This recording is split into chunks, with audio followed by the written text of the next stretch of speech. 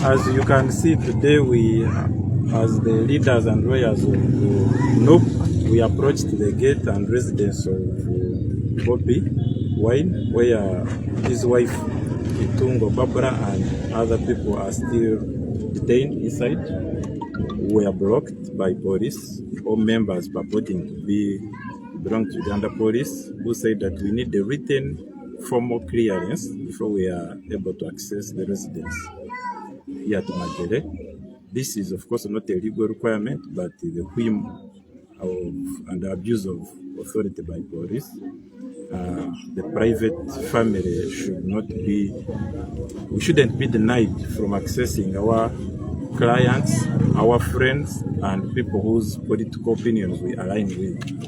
In the process of engaging them, including speaking to the IGP,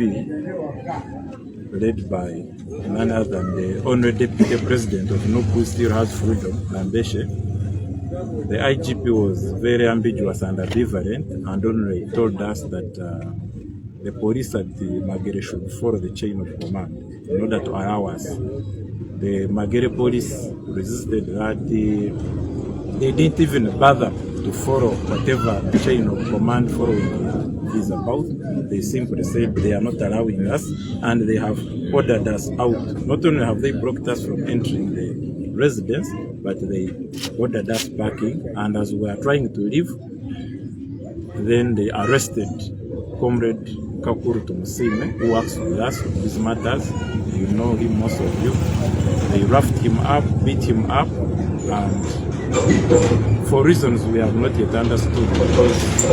they just suddenly pounced on him and started beating him up. One of them claimed that he has probably taken a photograph of them.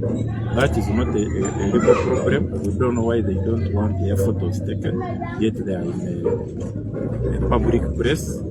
around the private residence of the political leader. They have refused to tell us where they are going to detain him, but they have put him on what most people call Kabangari, the police pickup truck, and they have taken him after beating him to God knows where. We'll be following up to ensure that he gets police bond and to ensure that his rights are respected. But we continue to urge police that it must stop this illegal blockade on the residence of Bobby Wine. It should release our comrade lawyer, and it should allow unqualified and unconditional access of lawyers, political leaders, friends, and family of Bobby Wine to his residence, and they allow them to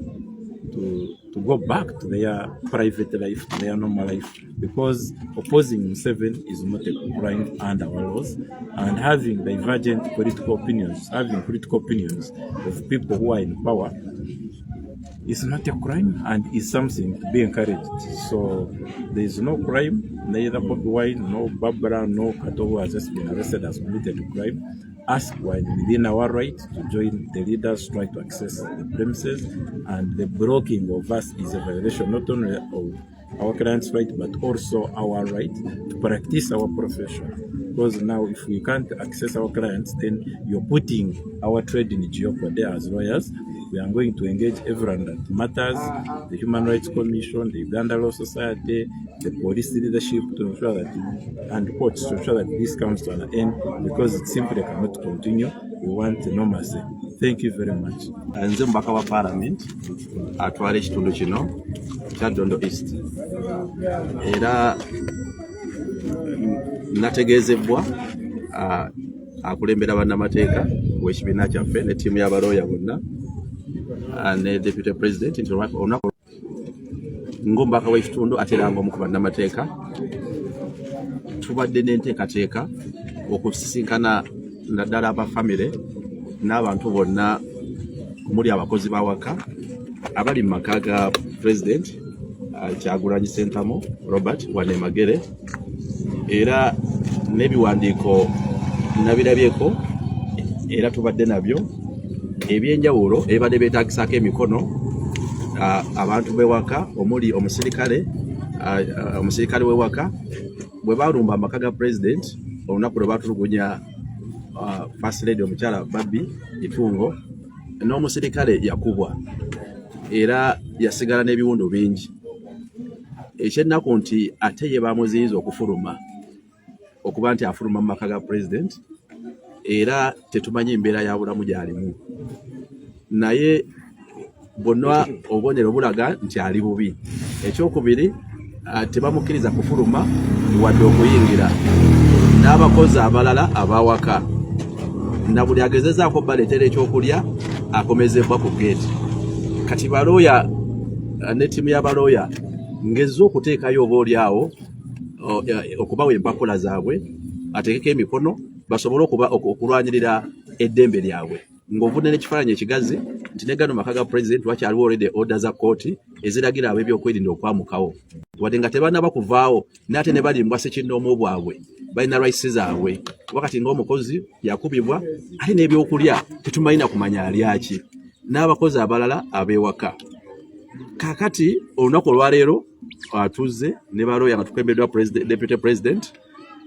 otuuse ku gate ne bagamba nti teri akkirizibwa kusala kubanga emmotoka yaffe ebadde ekulembedde baddemu ne deputy president ne bagamba nti okusala okukkiriza munda olina okufuna olukusa